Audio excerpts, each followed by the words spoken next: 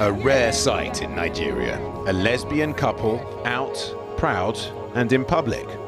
But they're taking a big risk. Same-sex marriages and civil unions are illegal in Nigeria, punishable by up to 14 years in prison. On 7th January 2014, Jonathan signed the anti-gay law, the law that bans any gay activity in Nigeria. Any Western nation that so feel that they don't like us passing this bill, that becomes a business. This practice has no place in our culture, it has no place in our religion, it has no place anywhere in Nigeria. To me, the 14 years is very, very mild. I will even advocate a life jail.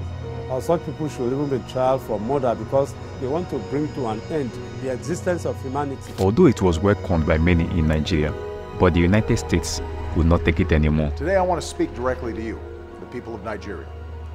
Nigeria is a great nation, and you can be proud of the progress you've made. Together you've won your independence, emerged from military rule, and strengthened democratic institutions. Now you have a historic opportunity to help write the next chapter of Nigeria's progress by voting in the upcoming elections. That was Obama telling Nigerians how to vote.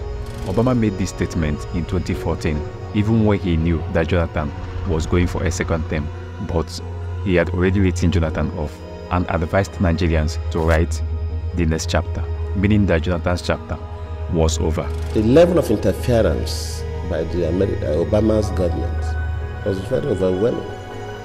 It's not as if I couldn't have won the election even with that. From this moment on, things began to change badly for Jonathan. Just a month after the anti-gay law, the Chibok girls were kidnapped. Whether the Chibok girls kidnapped was a political thing or not, the result was that Jonathan went from this to this and this. It was becoming a hell for him, and this was the moment that America was waiting for. The time to crucify Jonathan, the time to tell the world that he is weak. Immediately the Chibok issue came up, we expect Nigerians to be concerned. How do we get these girls out? Within a couple of days, we saw people going to the US. We bring back our girls' placards. How? Why? And of course, the Mrs. Obama received one of those placards. Remember, a group of people had already formed a coalition, which they called APC.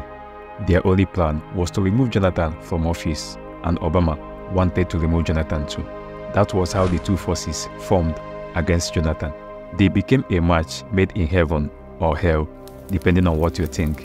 APC became the driving tool that Obama was going to use. That was how APC's campaign became stronger and stronger.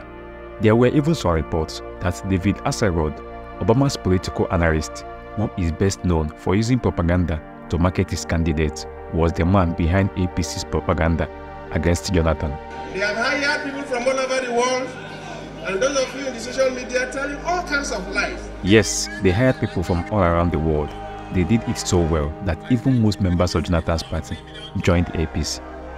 You might be wondering, how did it get to this point? And why was Obama so interested in what happens with Nigeria's anti-gay law?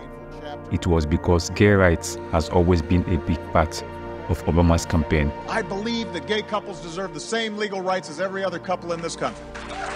Our journey is not complete until our gay brothers and sisters are treated like anyone else under the law.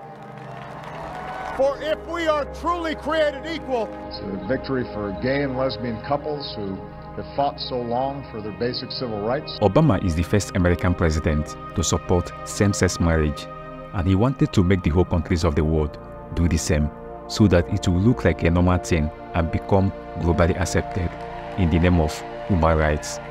He even promised to protect gays all over the world. To those who face violence and intimidation every single day, and who live under governments that have made the existence of anybody who's LGBT illegal, we need to send a message to those folks. I want them to hear from the President of the United States, we believe in your dignity and your equality, and the United States stands with you. Maybe you have to listen to that again. He said, those who face violations and intimidations every single day, and who live under governments that had made the existence of anybody who is LGBT illegal, We need to send a message to those folks. I want them to hear from the President of the United States. We believe in your dignity and your equality, and the United States stands with you. According to the New York Times, the gay vote was crucial in Obama's re-election in 2012. Most gays in the United States voted for Obama because of the voice and support he gave to the community.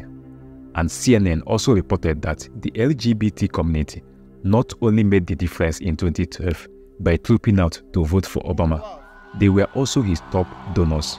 So the people that made the most donations to support Obama's 2012 campaign were the gays in the United States and all over the world.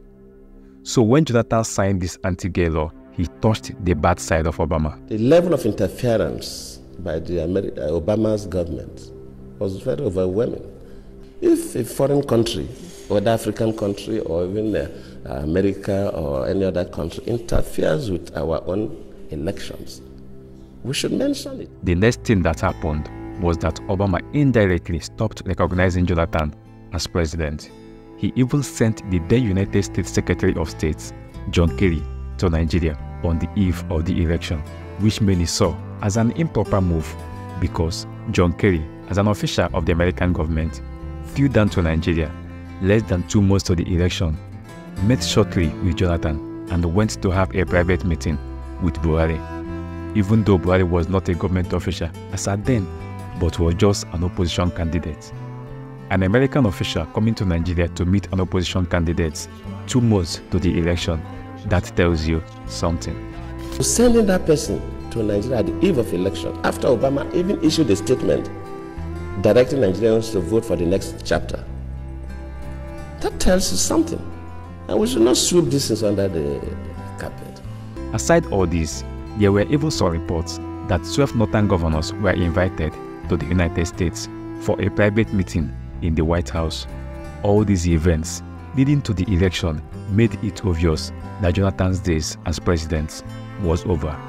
No wonder he made that call to Buhari, conceding defeat even before the results were fully announced. The election was over even before it was conducted. And by this time, then of course already I've considered defeat to the president, so that was completely over.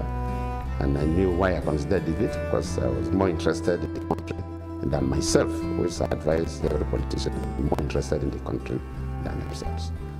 Without the country, there will be no president. So, thank you for being here till the very end. You are very special.